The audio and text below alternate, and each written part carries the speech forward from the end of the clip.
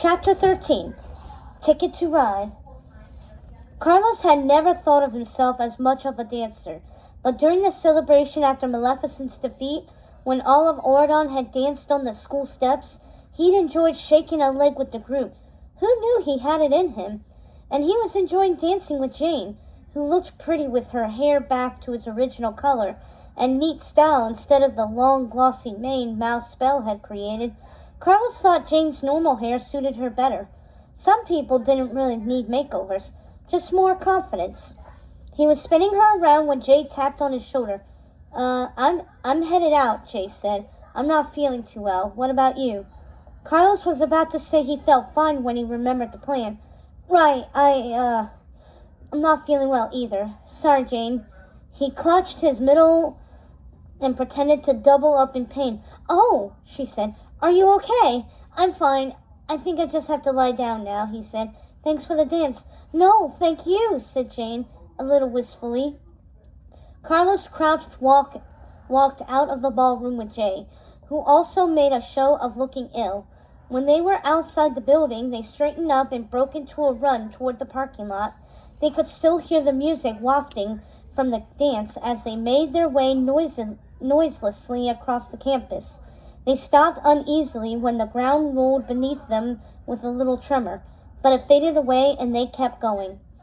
Jay placed the chauffeur's hat on his head, and Carlos stuck in a fake earpiece.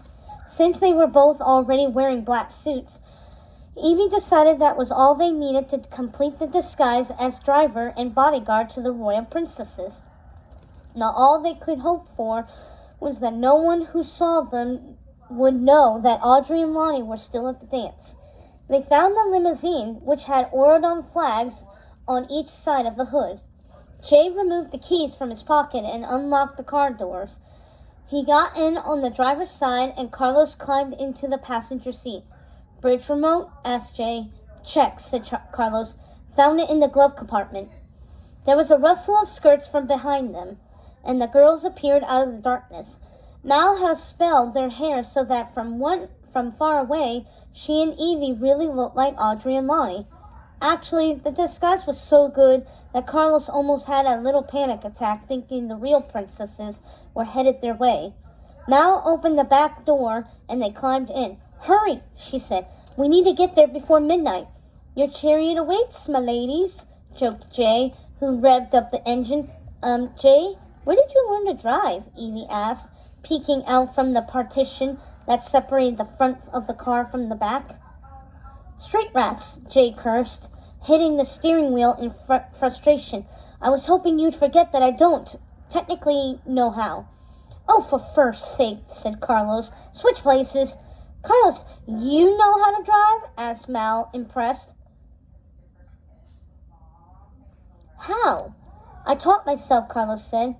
My mom has a car, remember? She would make me drive her to the Queen of Hearts salon all the time. He placed the chauffeur's cap on his head and handed Jay the earpiece. Thank goodness, said Evie. I don't think goodness had anything to do with it, actually, said Carlos with a smile. He eased the long car out of the parking lot. Hey, if there's any candy back there, you guys have to share. Mal threw him a huge lollipop that bonked him on the head, and they were off.